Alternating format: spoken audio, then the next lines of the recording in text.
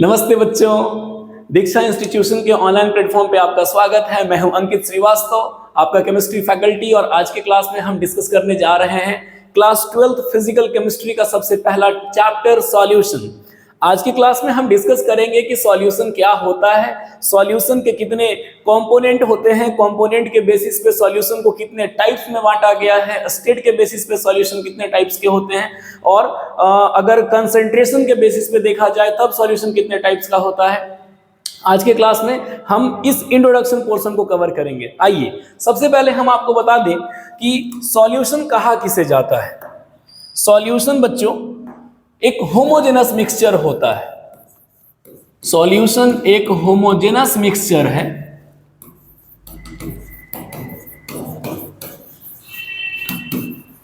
To और more components, to और more components. मतलब अगर किसी भी सब्सटेंस को हम यूनिफॉर्मली मिक्स करते हैं, किसी दो या दो से अधिक सब्सटेंस को हम यूनिफॉर्मली मिक्स करते हैं, मतलब उस मिक्सचर में हर जगह दोनों कंपोनेंट का जो कंसंट्रेशन होगा, जो अमाउंट होगा, अगर वो इक्वल होगा तो हम इस चीज को होमोजेनस मिक्सचर कहते हैं। और अगर इस कंपोनेंट को यूनिफॉर्मली डिस्ट्रीब्यूट किया जाए तब जाकर के सॉल्यूशन का निर्माण होता है। ठीक है, तो सॉल्यूशन में देखिए कंपोनेंट कौन कौन होता है। सॉल्यूशन के मेनली दो कंपोनेंट होते हैं, एक होता है सॉल्यूट और दूसरा होता है सॉल्वेंट। ठीक है, तो हम ये भी कह सकते हैं कि homogeneous mixture of solute and solvent, homogeneous mixture of solute और सॉल्वेंट इज कॉल्ड सॉल्यूशन। अब बच्चा पूछता है कि सर ये सॉल्यूट क्या होता है, व्हाट इज दिस सॉल्यूट। तो सॉल्यूशन का वह कंपोनेंट, सॉल्यूशन का वह कंपोनेंट जिसका क्वांटिटी सॉल्यूशन में कम होता है। ठीक है, तो आप ये कह सकते हो कि कंपोनेंट ऑफ सॉल्यूशन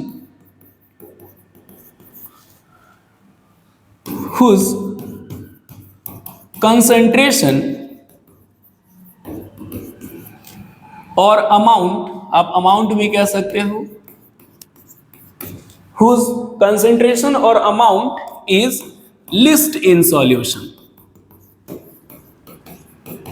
आप ये भी कह सकते हैं, या फिर आप ऐसे भी समझ सकते हैं कि सॉल्यूशन का वह कंपोनेंट जिसका कंसंट्रेशन सॉल्यूशन में कम है, जिसकी क्वांटिटी या अमाउंट सॉल्यूशन में कम है, वो सॉल्यूट है।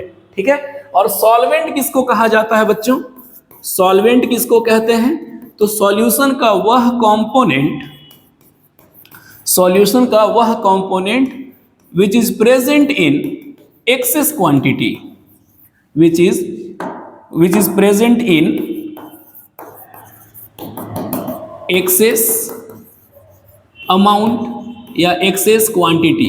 ठीक है, जैसे मान लीजिए कि आपके पास एक गिलास पानी है, उसमें आपने एक मुट्ठी चीनी को लेकर के अच्छे से उसे घोल दिया, अच्छे से उसे डिसॉल्व कर दिया। तो यहाँ पे चीनी को पानी में मिक्स किया जा रहा है, तो हम नॉर्मली कह सकते हैं कि पानी सॉल्वेंट है और चीनी सॉल्यूट है। ठीक है, तो अगर किसी सॉल्यूशन में जो कंपोनेंट, जो सब्सटेंस कम मात्रा में पाया जाता है वो सॉल्यूट होता है, और जो अधिक मात्रा में पाया जाता है वो सॉल्वेंट होता है। ठीक है बच्चों, अब देखिए सॉल्यूशन का क्लासिफिकेशन हम करते हैं कि सॉल्यूशन को कितने पार्ट में क्लासिफाई किया गया है। ठीक है, तो सबसे पहले अगर हम बात करें on the basis of size of solute part, सबसे पहले कॉम्पोजिशन की बात करते हैं। On the basis of composition, on the basis of composition कहना ठीक नहीं है, उसको हम क्या कह सकते हैं, ऑन द, जैसे किसी सॉल्यूशन में कंपोनेंट की संख्या 2 होती है, किसी में 3 होती है, किसी में 4 होती है। ठीक है, तो on the basis of components हम देखते हैं, on the basis of components. तो अगर मान लीजिए कि सॉल्यूशन में सिर्फ 2 कंपोनेंट्स हैं, सबसे पहला हम अगर डिस्कस करते हैं कि अगर सॉल्यूशन में सिर्फ 2 कंपोनेंट प्रेजेंट है, solution containing 2 components, solution containing 2 components. अब बच्चों कंपोनेंट की संख्या अगर 2 है तो इसका मतलब इसमें एक सॉल्यूट रहा होगा और एक ही सॉल्वेंट रहा होगा। तो वैसा सॉल्यूशन जिसमें सॉलिड की संख्या 1 हो, सॉल्वेंट की भी संख्या 1 हो, तो ऐसे सॉल्यूशन को हम बाइनरी सॉल्यूशन कहते हैं। मतलब जिस सॉल्यूशन के 2 कंपोनेंट्स होते हैं उनको हम बाइनरी सॉल्यूशन का नाम देते हैं, ये बाइनरी सॉल्यूशन कहलाते हैं।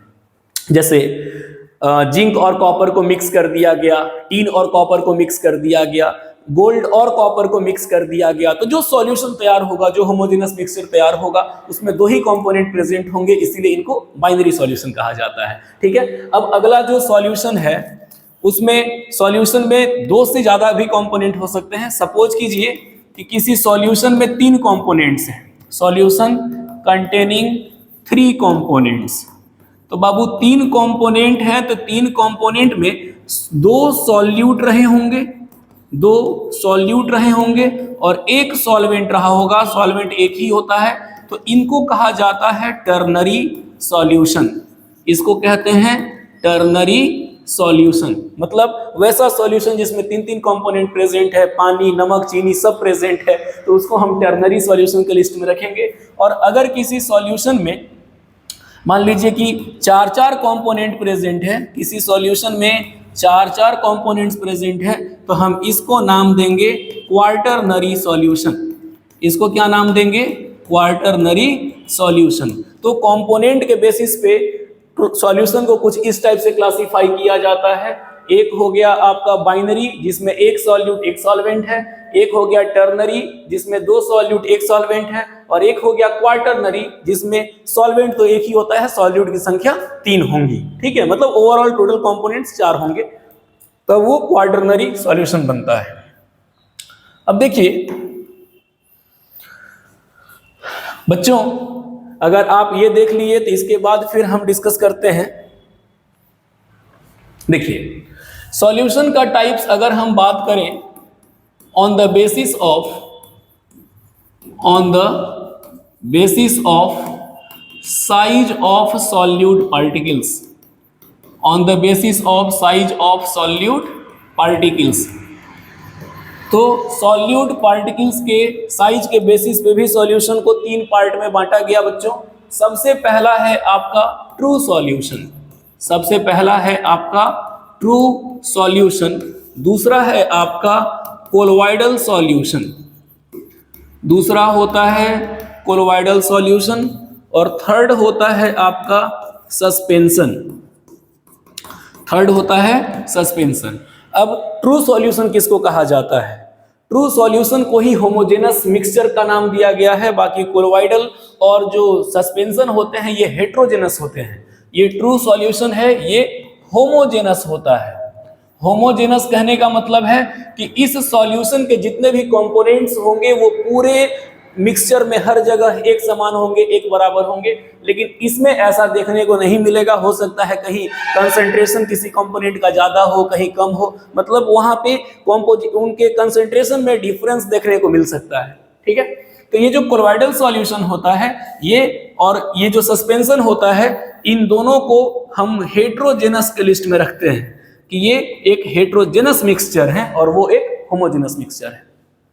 तो अब ट्रू सॉल्यूशन को कैसे डिफाइन करोगे भाई? आप सॉल्यूट के साइज पे जा रहे हो, तो ऐसा कहा जाता है या ऐसा डिफाइन किया जाता है कि वैसा सॉल्यूशन जिसमें कंपोनेंट का साइज 1 नैनोमीटर से छोटा हो। ठीक है, means the size of solute particles, size of solute particles is less than 1 nanometre और 10⁻⁻⁹ मीटर। अगर किसी सॉल्यूशन में सॉल्यूट के कणों का साइज 1 नैनोमीटर से छोटा है तो वो, या फिर 10⁻⁹ मीटर से छोटा है तो वो ट्रू सॉल्यूशन होता है, और ये अच्छे से डिसॉल्व हो जाते हैं, ये 100% यूनिफॉर्म होते हैं। जैसे पानी में चीनी को खूब अच्छे से घोल दिए तो वो मिक्सचर ट्रू सॉल्यूशन है। ठीक है बच्चों, कोलोइडल सॉल्यूशन किसको कहते हैं? तो वैसा सॉल्यूशन जिसमें सॉल्यूट पार्टिकल्स का जो साइज है, सॉल्यूट पार्टिकल्स का जो साइज होगा, सॉल्यूट पार्टिकल्स का जो साइज होगा ये ग्रेटर देन 1 नैनोमीटर होगा, बट लेस देन 1000 नैनोमीटर होगा। कहने का मतलब है कि वैसा सॉल्यूशन जिसमें सॉल्यूट का साइज 1 नैनोमीटर से बड़ा हो लेकिन 1000 नैनोमीटर से छोटा हो, मतलब उनका रेंज 1 से 1000 नैनोमीटर के बीच में हो, तो वो कहलाएंगे कोलोइडल सॉल्यूशन। ठीक है। और सस्पेंशन किसको कहते हैं? वैसा सॉल्यूशन जिसमें सॉल्यूट पार्टिकल्स का जो साइज है, सॉल्यूट पार्टिकल्स का जो साइज है, अगर ये ग्रेटर देन 1000 नैनोमीटर है, 1000 नैनोमीटर से अगर ज़्यादा सॉल्यूट का साइज है तो हम उसको सस्पेंशन के लिस्ट में रखते हैं। और सस्पेंशन हमेशा थोड़ी देर के बाद नीचे बैठ जाता है, नीचे प्रेसिपिटेट आउट हो जाता है। जैसे मान लीजिए कि जिस समय बरसात होता है तो नदियों का पानी गंदा हो जाता है, ठीक है, लेकिन आप देखना 2-4 दिन के बाद जब बारिश अच्छे से रुक जाती है तो उसके 1-2 दिन के बाद पानी बिल्कुल फ्रेश हो जाता है। तो जो डस्ट पार्टिकल पानी के साथ मिक्स होके सस्पेंशन का निर्माण किए थे, बाद में वो नीचे बैठ जाएंगे, बैठ इसके बाद फिर से पानी वापस से साफ हो जाएगा। तो ये हो गया आपका सॉल्यूट के साइज के बेसिस पे, सॉल्यूट के साइज के बेसिस पे सॉल्यूशन का टाइप्स। ठीक है।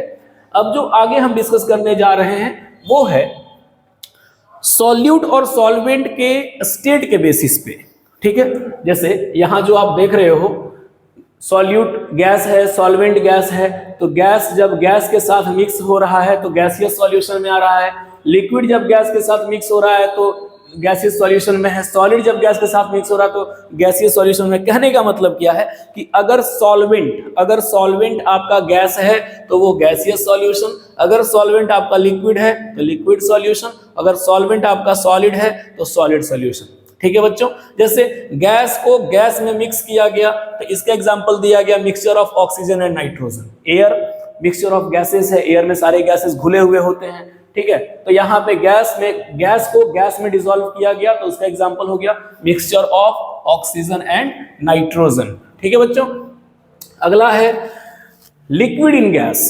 जैसे आपको ठंडी के दिन में सुबह सुबह बहुत ठंड महसूस होता है, गर्मी के दिन में उतना ठंड महसूस नहीं होता है। तो कहने का मतलब क्या है कि वहां भी उस समय भी एयर में मॉइस्चर है लेकिन उतना ज्यादा नहीं है जितना कि अभी के समय में देखने को मिलता है, ठंड के समय में देखने को मिलता है। तो अगर लिक्विड गैस में प्रेजेंट है तो वो जो सॉल्यूशन होगा वो गैसियस सॉल्यूशन होगा। इसका एग्जांपल हो गया या तो आप मॉइस्चर इन एयर कहो या तो फिर आप ये भी कह सकते हो क्लोरोफॉर्म इन नाइट्रोजन गैस। जब क्लोरोफॉर्म को हम नाइट्रोजन के साथ मिक्स करेंगे तो वो जो मिक्सचर तैयार होगा वो गैसियस सॉल्यूशन होगा।